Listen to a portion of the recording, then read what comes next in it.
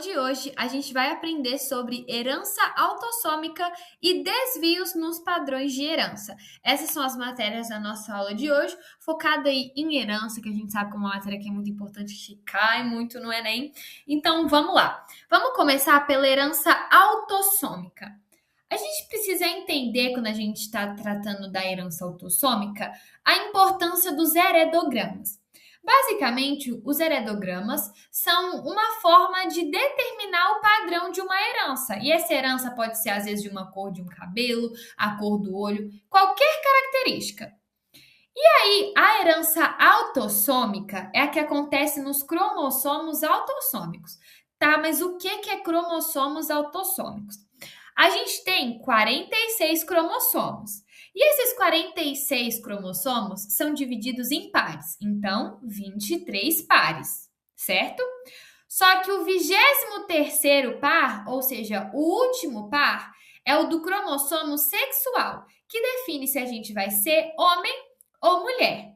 Todos os outros 22 pares são de cromossomos autossômicos, que pode ser a cor do cabelo, a curvatura, o formato do nariz, a cor dos olhos, essas outras características que não seja que determina se a gente é homem ou mulher.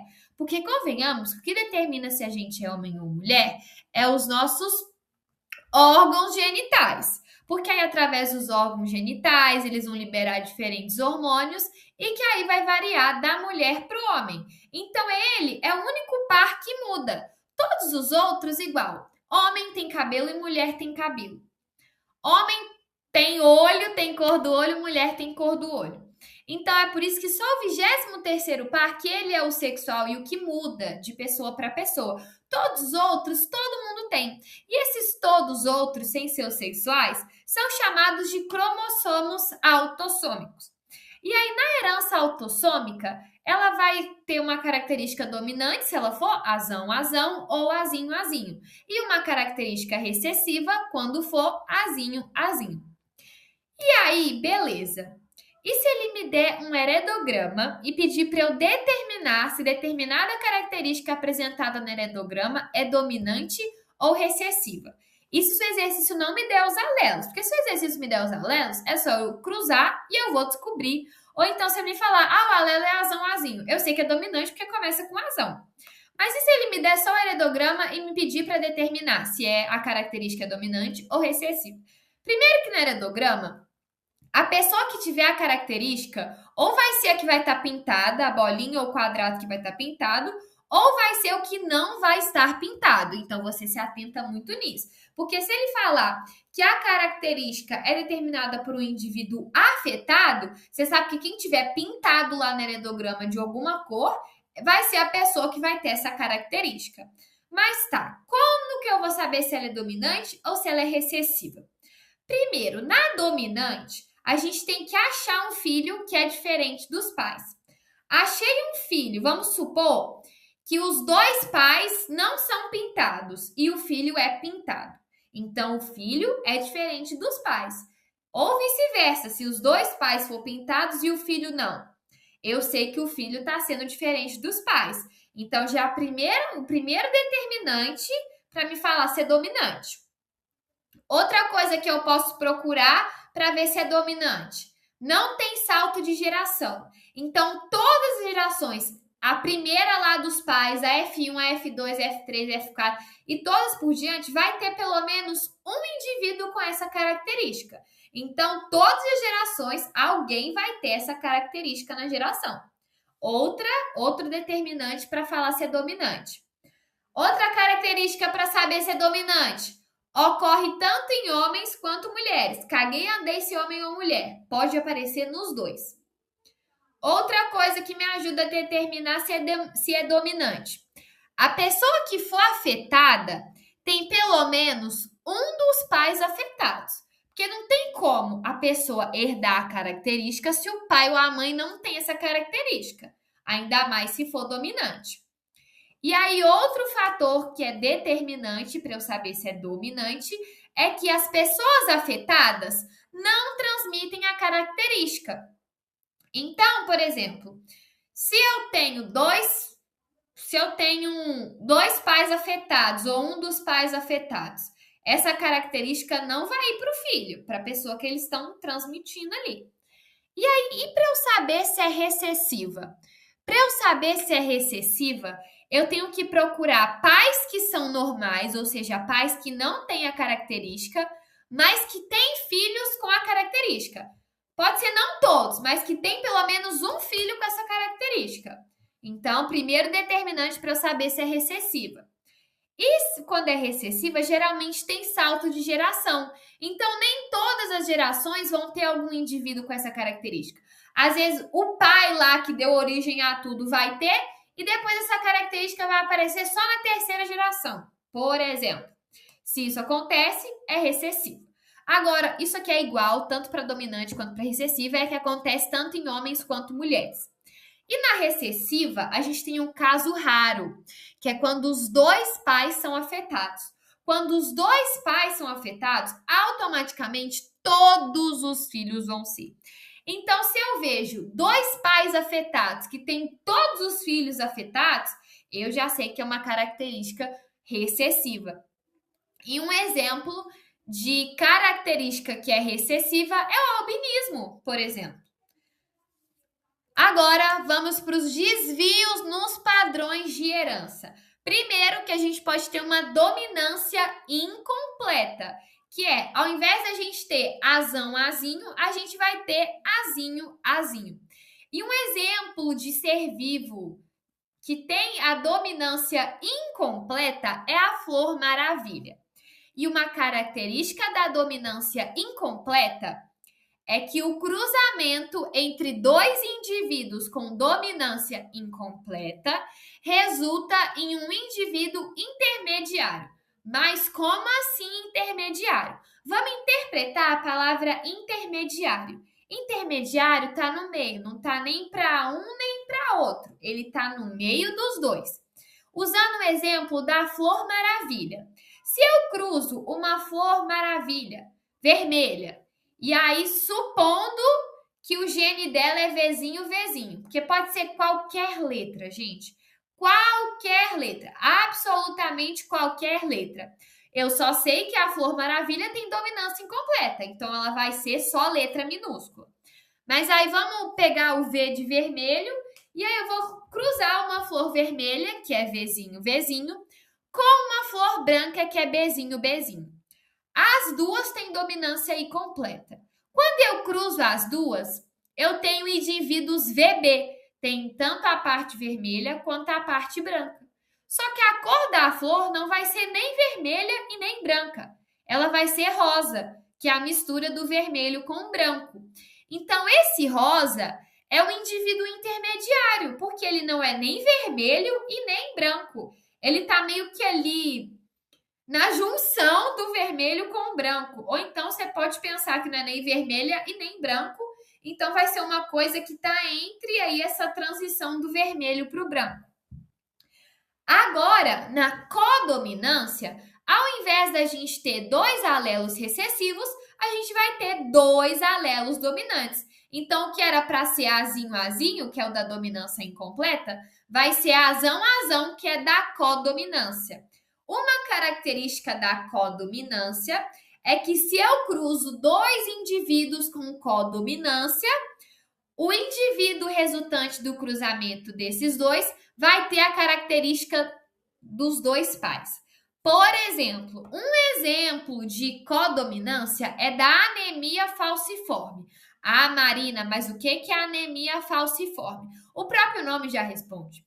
Anemia vem da ideia do sangue, certo? Que o sangue é mais ralo que o normal. E aí, falciforme é porque as hemácias vão ser em formato de foice, por isso falciforme. Aí vamos supor que uma pessoa que não tem anemia falciforme tem alelo azão-azão.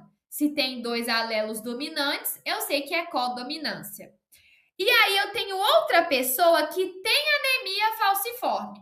E aí os alelos dela é Szão, dois alelos dominantes, então eu sei que é codominância. Só que aí eu vou fazer o cruzamento entre essa pessoa saudável e essa pessoa que tem a doença. Os indivíduos formados por esse cruzamento vai ter alelos AS, ou seja, pegou um alelo da pessoa saudável e um alelo da pessoa que tem a doença.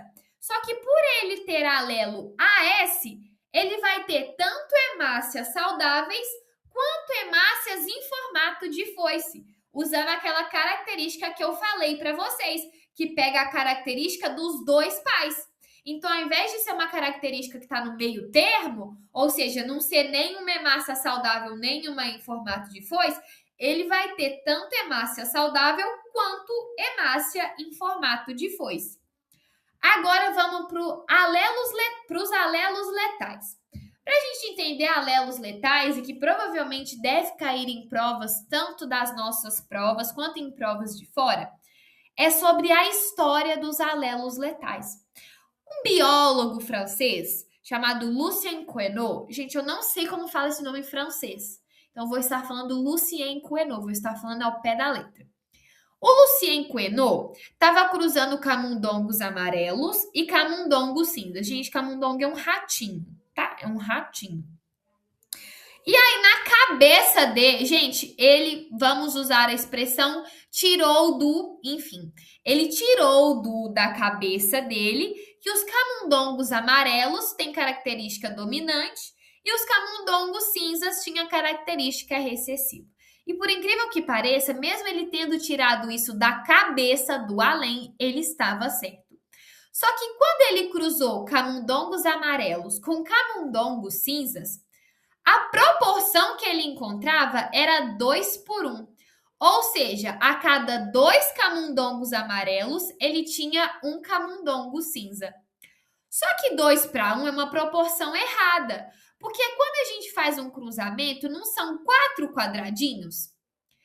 E como que ali fica 2:1? 2:1 é 3 quadradinhos. E o certo é ter 4 quadradinhos. Porque a proporção certa era 3:1, ou seja, a cada 3 camundongos amarelos, você tinha um cinza. E aí ele pensou, poxa, mas por que a minha proporção foi 2:1 ao invés de 3:1? E aí ele foi lá no desenvolvimento embrionário dos camundongos, e aí ele descobriu que quando os camundongos tinham 2 alelos dominantes, eles morriam. Então, quando fazia o cruzamento e um indivíduo apresentava azão, por exemplo, que pode ser qualquer letra desde que esteja em maiúsculo, ele percebeu que o indivíduo morria. Isso que são alelos letais.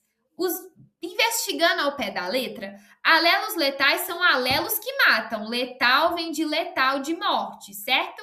São alelos são alelos que matam. Então, todo mundo que tem esses alelos vai morrer. E no caso dos camundongos, todo camundongo que tem 2 alelos dominantes, usando ao pé da letra, quando for um camundongo com codominância, eles vão morrer. E a gente também tem um desvio do padrão de herança, que são dos alelos múltiplos, que é quando a gente tem mais de 2 alelos por locus. Meu Deus, Marina, mas o que é locus? No normal, a gente não tem um alelo de cada. Aí pode ser 2 dominantes, 2 recessivos, um dominante e um recessivo. Nesse caso, a gente pode ter 2 dominantes, 2 recessivos, 3 dominantes, 1 recessivo. É uma coisa toda louca. Usando o exemplo aqui que eu dei. O que normalmente seria azão, azinho, vira azão, azinho, azão, azinho. Isso tudo no mesmo gene. São alelos múltiplos, são vários alelos no mesmo gene. Porque o que o normal é 2, pode ser 4, pode ser infinitos. Mentira, infinitos eu viajei. Pode ser no máximo 4 mesmo. Mas isso que é alelos múltiplos. São vários alelos.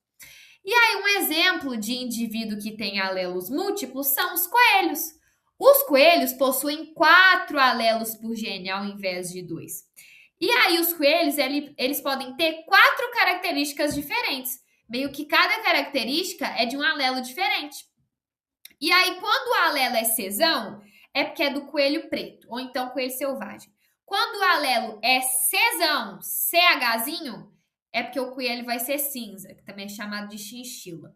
Se for o alelo Czão, Hzinho, vai ser coelho himalaio. E se for alelo Czão, Azinho, é porque o coelho vai ser albino. Então, a gente pode ter 4 tipos de coelhos diferentes. um condicionado por cada alelo diferente. E aí, essa equaçãozinha matemática que eu coloquei aqui embaixo é porque o alelo que domina todos é o do coelho preto, que é o coelho selvagem. Aí depois dele, o que mais domina é do coelho cinza, que é o chinchila. Depois dele, o que mais domina é o do Himalaia. E por último fica o albino.